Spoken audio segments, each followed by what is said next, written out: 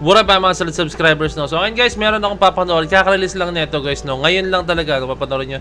20 minutes ago, no? So, guys, lalagyan ko siya ng watermark. Syempre, in respect sa idol nating si Smaglas, no? Para, alam nyo yun, para panoorin nyo pa rin yung pinaka-full video nito and yun, walang watermark dun mismo sa video niya, no? So, ayun, lalagyan ko siya ng watermark para, ano, yan, para puntahan nyo, para naman po yung engagement din po ng ano niya. So, lalagyan yung link sa ba nung ano, yung video niya mismo nun is Smaglas, the greatest.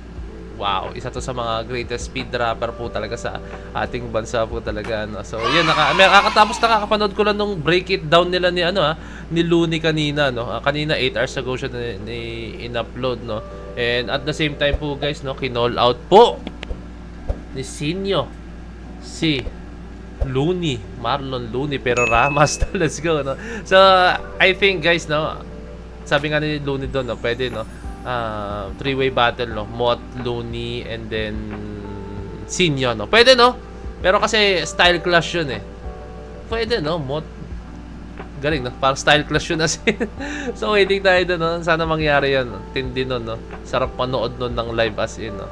Panoorin ko talaga yun, yung live na yan, okay. So guys, ito, Smaglas Morning Glory, panoorin po na ito, no? Ulitin ko ulit, in respect ka Idol Smaglas, talagyan ko siya ng watermark para panoorin nyo, pumunta kayo mismo sa mismong video niya, no?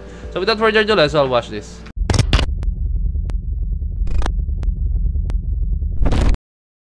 Okay, let's go, no? Sinabi nga niya, no, yung iba-iba yung atake na gagawin niya, pero medyo focus siya ngayon sa music dahil medyo hindi masyadong busy sa taping. Okay, let's go.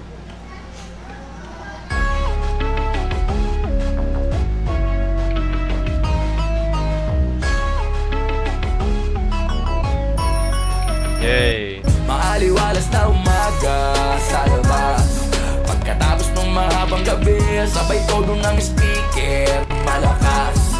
Ang pagising nyo na parang kape, araw ay simula sa pag-ibilang, biyayaan pa sa salamat kay God, salamat kay God. Sound trip na maangas pa brad, maangas pa brad, salamat mo na Smaglas agad. Maaliwalas na umaga.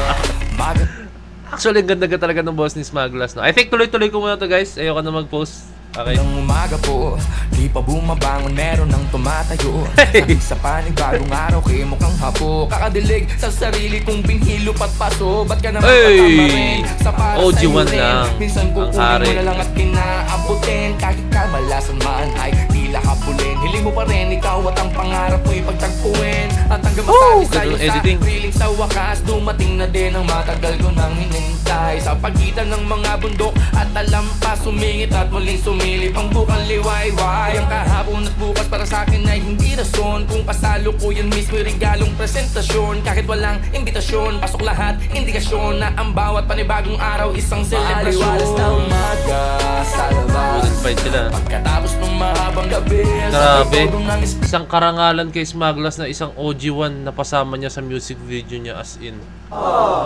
Solid. Speaker malakas, ang pagising nyo na parang kape, araw ay simula sa pag-ibilang, biyaya at pa sa salamat kay God, salamat kay God. Sound trip na maangas pa brad, maangas pa brad, salamat mo na Smaglas agad. Bagong gising na puyat sa kakaisip ko na ang ganda ng editing dito, mga pyesa nakabis sa simple, mga diga ko ng titik, mga letra na siniksik ko sa rima, mga sulat na sukat tulad ng haliging piramida. Ang mga nang inaakala nilang nakatirik sa karera, tila biniris ko sa EDSA pagkapihit ko sa kinta. O galing ba, bumalik na yung maligni, yung makita. Kung kala mo na hanggang doon na lang yung mga hirit, kumalik ka. Gaano mang pilit yung nahila, yung balang araw na dating darating din, dumating na nanatiling nakapila sa naging ginto na era at henerasyon ng mga matinding MC sa Manila. Pagmulat ko sa kung saang sining ko nakita ang papel at ang panulat na may sinding dinamita, pasinding sa pipa ng hindi ka sa tiba, sa katuparan ko lang yung panaginip ko kanina. Sa labas, nakita niyo rima doon. Nung mahabang gabi, sabay todo ng speaker malakas, ang pagising nyo na parang kape. Yung mixture niya guys parang old school, tapos biglang alam niyo Bruno Mars na vibe na music video, ganun Salamat mo na Smaglas agad. Maaliwalas na umaga sa labas, pagkatapos ng mahabang gabi, sabay todo ng speaker malakas, ang pagising nyo na parang kape, araw ay simula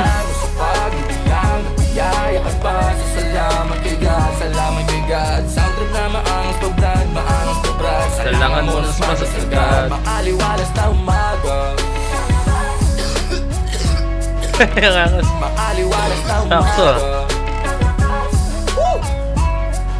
OG1! Makaliwalas na umaga.